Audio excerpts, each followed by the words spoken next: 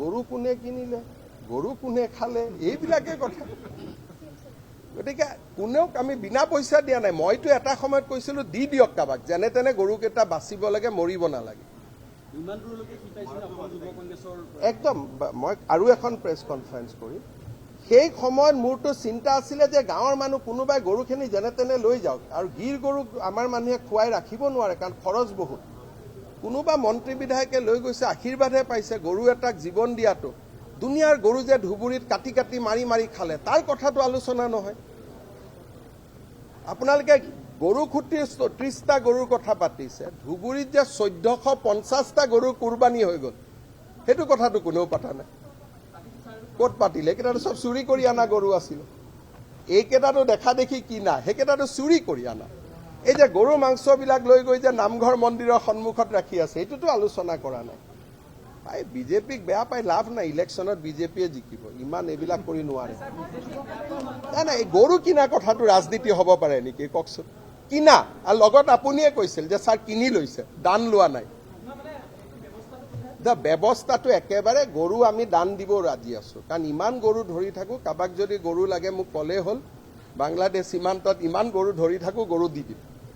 গতিকে গৰু দিয়াত কোনো আপত্তি নাই। অসমত গৰুৱে গৰু ধৰি থাকো, ল'ব মানুহ নাই। ইজনক হাত ধৰো, সিজনক হাত ধৰো, সিটো গোচালাক দিল্লীৰ পৰা মাতি আনো, যেনে তেনে গৰুকেইটা ৰাখক। এতিয়া যে মালিগাঁৱত যে যিমান কেইটা গোশালাত গৰু আছে, এই গোটেই গৰুবোৰতো বিনা পইচাত দিয়া গৰু, কিনাও নহয়। অসমত গৰুটো দান দিয়া নিয়মে আছে, যে গৰু এজন যেনে তেনে মানুহক গতাই দিয়ে যে গৰুটো লওক চলাওক। এওঁলোকে যে কমচে কম পইচাটো দিছে। এতিয়া আপুনি চাওক, আমাৰ দদৰাত ইয়াত আছে, যোৰহাটত আমাৰ গৌশালা আছে। তেওঁলোকে মোক ৰিকুৱেষ্ট কৰি থাকে যে ছাৰ আমাক টকা দিয়ক গৰুকেইটা বচাই ৰাখিবৰ কাৰণে। তো গৰুটো দান দিয়াৰ পৰম্পৰা অসমত আছে, যে গৌশালাৰ আমি দি দিওঁ গৰুকেইটা, যেনে তেনে বচাই ৰাখ। পুলিচে গৰু ৰাখিব নোৱাৰেতো আমি গৰু গতাই দিওঁ।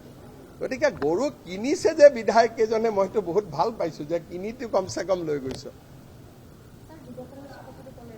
মই কম আৰু কম যে মই এইটো কৈছো যে আপোনালোকৰ এই গৰু অমুক তমুকত ইমান ইণ্টাৰেষ্ট থাকে, যিটো কথাই ৰাষ্ট্ৰ আৰু অসমৰ ভৱিষ্যত জড়িত, সেইবিলাকত ইণ্টাৰেষ্ট কিয় কম থাকে?